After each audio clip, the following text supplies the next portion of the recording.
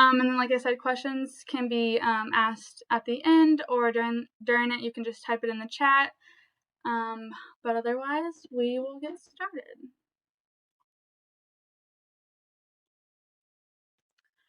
So first of all, accessing the RFP, it is located on our website. So I have the link there if you would like to write it down, or I'm hoping that these slides will get posted after, and so you'll be able to view them and can just click on the link here.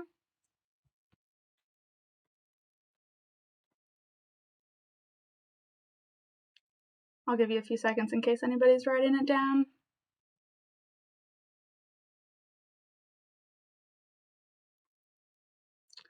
So the FVPSA grant application for 2022-2023 opened on Tuesday, June 14th at 9 a.m.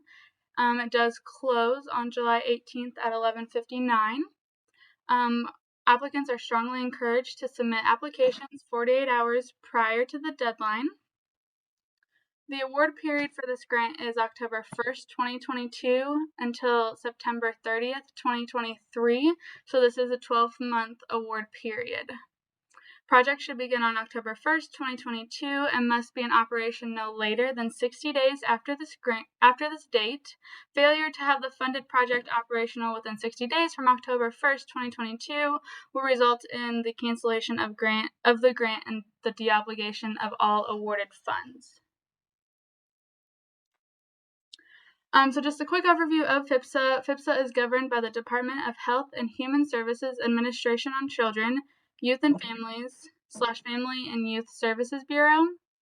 The purposes of this grant awarded through this program are to 1. Assist states in efforts to increase public awareness about and primary and secondary prevention of family violence, domestic violence, and dating violence. And 2. Assist states in efforts to provide immediate shelter and supportive services for victims of family violence, domestic violence, or dating violence and their dependents. Some FVPSA funding eligibility: local public agencies or nonprofit private organizations that assist victims of family violence, domestic violence, or dating violence and their dependents, and have a documented history of effective work concerning family violence, domestic violence, or dating violence. A couple other requirements include a registered UEI number, which this is what replaced the DUNS number, active and current registration with SAM.gov, good standing with the Department of Revenue, Department of Workforce Development, and Secretary of State. Here's a list of allowable activities with FVPSA funds. To be mindful of everyone's time, I'm not going to run through all of these. However, they are listed in the RFP exactly how they appear here. So when you guys all view that, you'll be able to read through all these.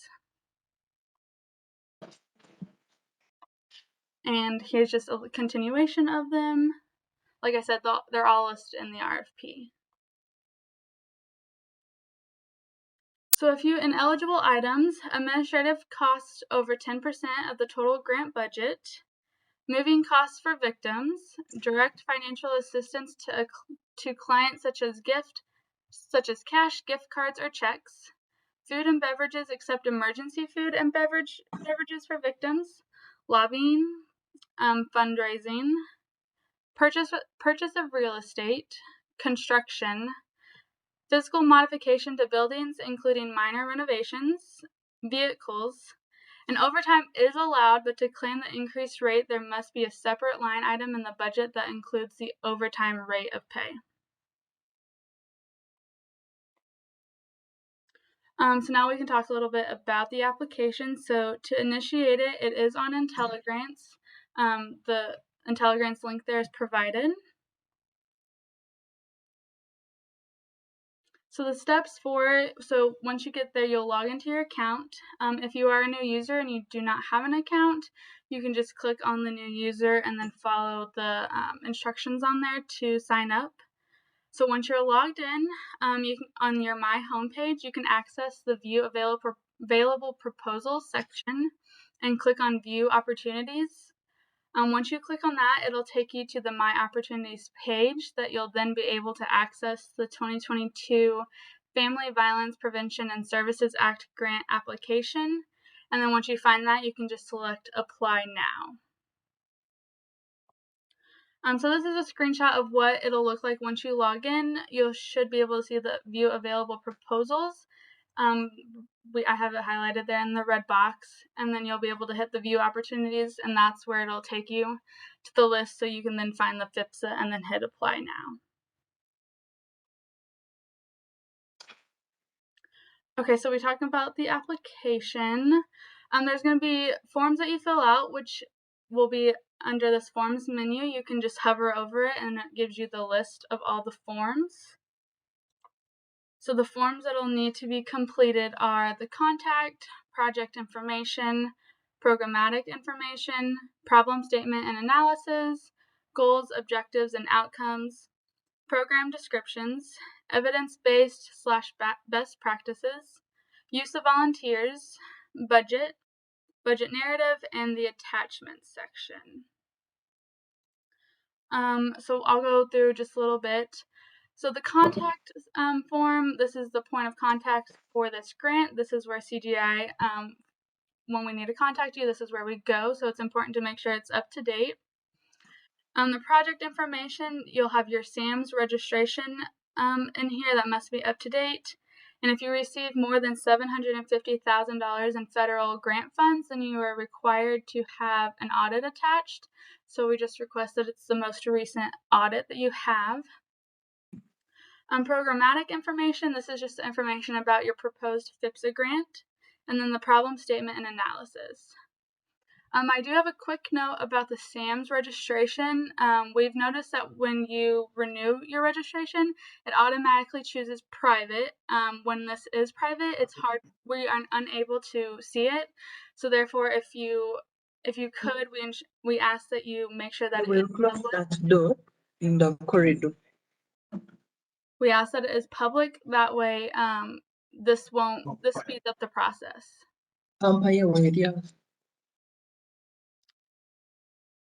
And if we could just all make sure that our mics are turned off, please.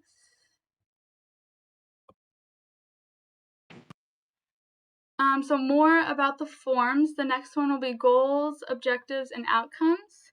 So the goal should directly address the problem identified in the problem statement.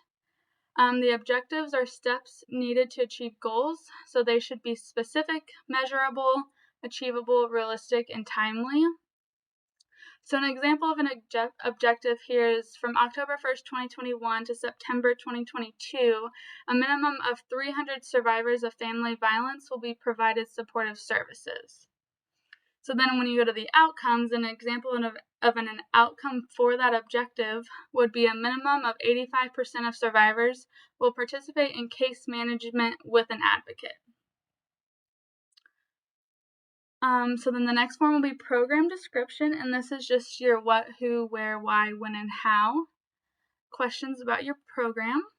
And then you have evidence-based best practice and use of volunteers form.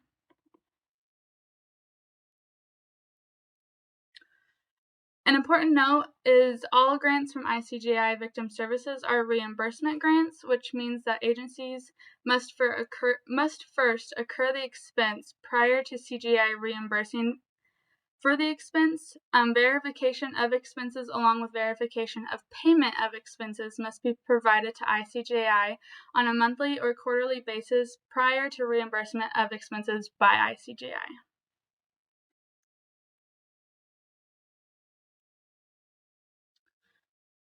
The budget narrative. So we ask that all items in the budget are included within the budget narrative. We just want to make sure that everything's explained. So in that example, if you list office supplies in your budget, we ask that you then explain what those office supplies are in the narrative. Grant reviewers are not required to contact you for clarification. Therefore, any missing information in this section may disqualify that budget item for funding. So that's why we ask just to be as descriptive as you possibly can in there.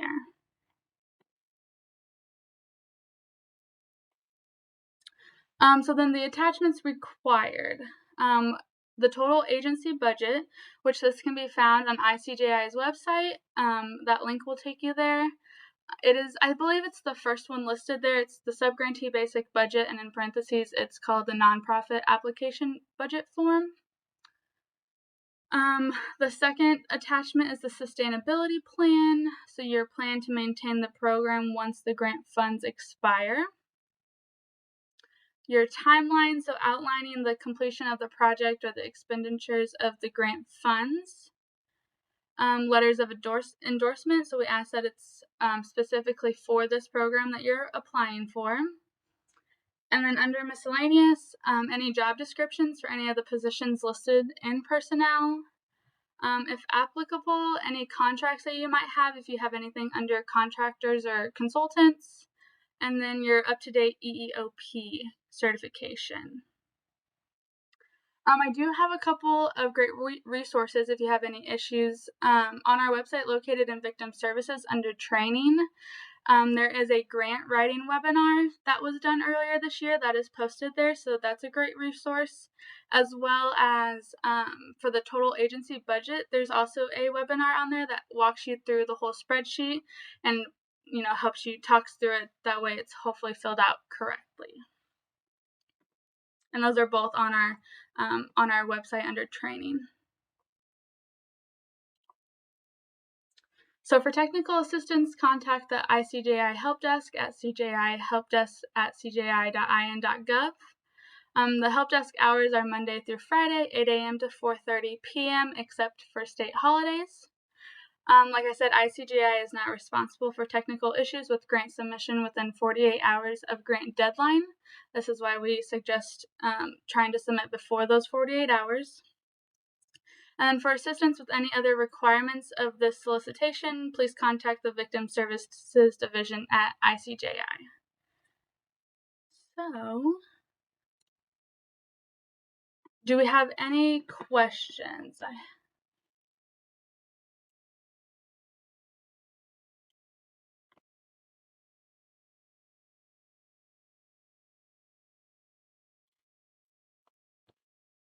Hey, Delaney, we have one question. Linda Wilk is asking if volunteers are required for this grant. I don't believe so, but I think it's still asked for. Is that, Becky, do you agree with me on that? I'm looking that up right now, Okay. actually. It is this is Linda Wilk. It is in the grant application. I just didn't know right now, with COVID, it's still difficult to get volunteers at times. Make sure if there's a requirement. My goal is to have volunteers. It's just I wanted to make sure whether it was a requirement or not. Right, So, right. Thank you.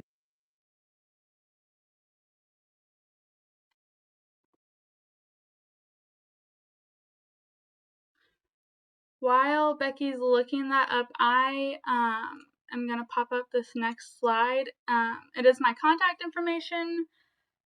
You're more than welcome to contact me if you have any other questions that are not asked. I'm not going to end this just yet, so feel free to ask any more questions that you have. But this is my contact information just for everybody.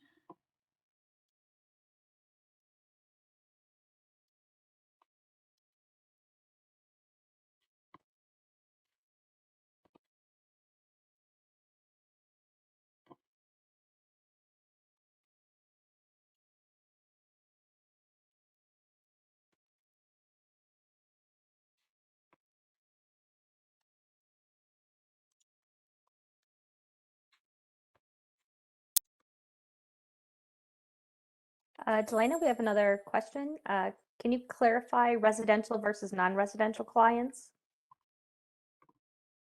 Okay, yes.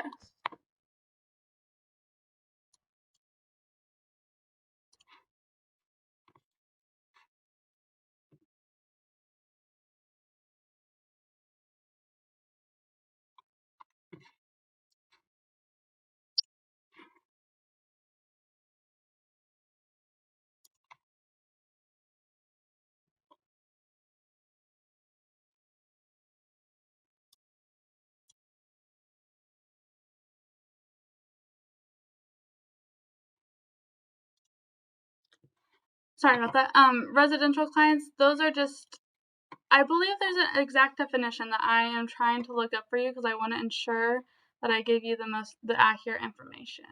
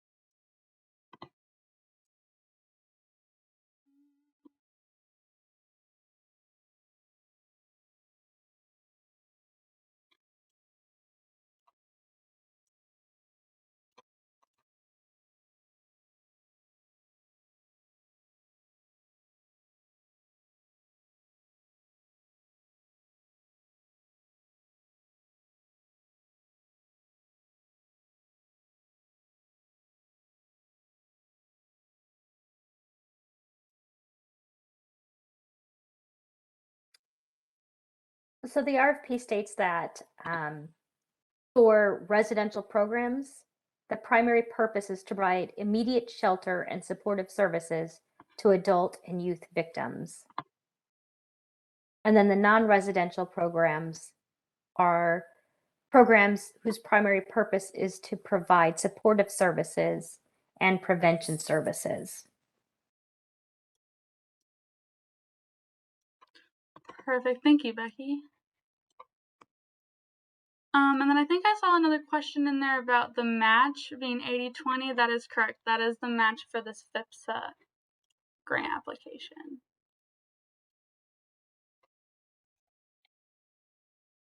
And volunteers are not required for FVPSA.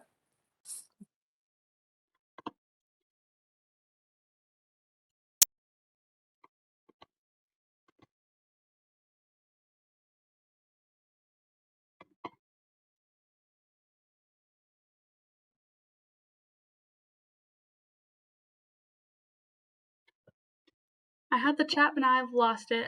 Becky, is there any more questions that you can see in there?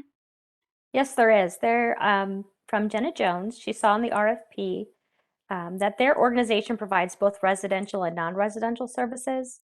The program report for FVPSA asks to report the number of residential versus non-residential survivors, but they provide both types of services. How should that be reflected?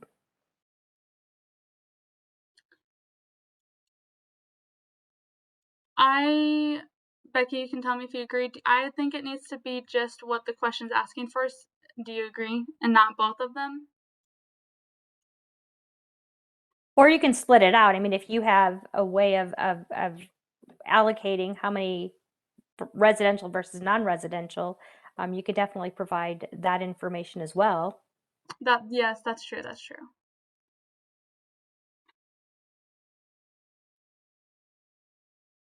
And then we have a question, can organizations from Africa apply for this grant? This is for the state of Indiana, organizations from the state of Indiana.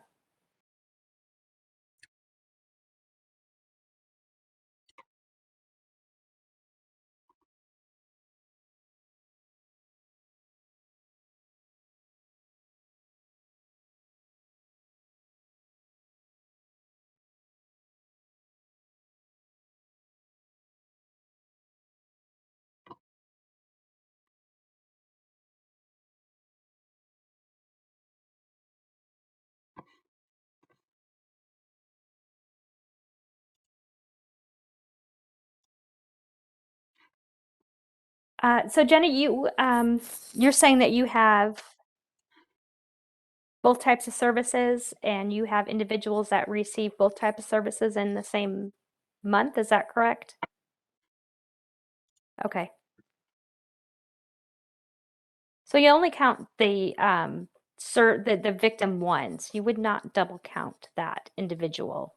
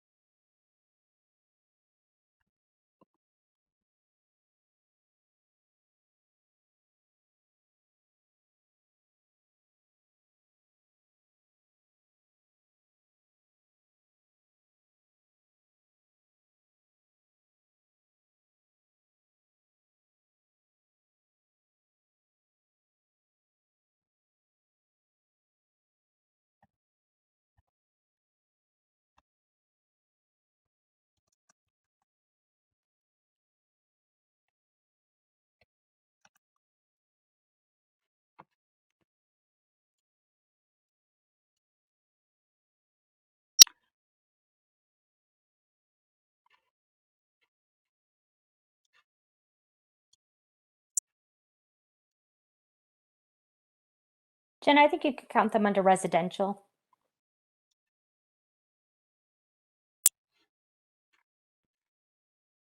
I mean, if the time of service, if they're receiving residential, I would count them under residential.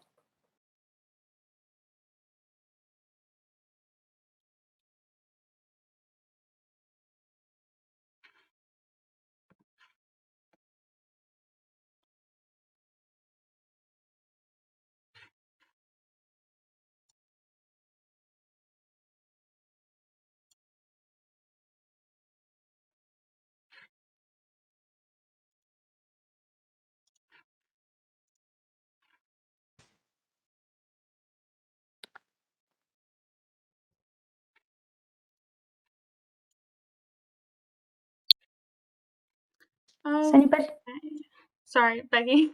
No, go ahead. I was just gonna say, is there any other questions from anybody?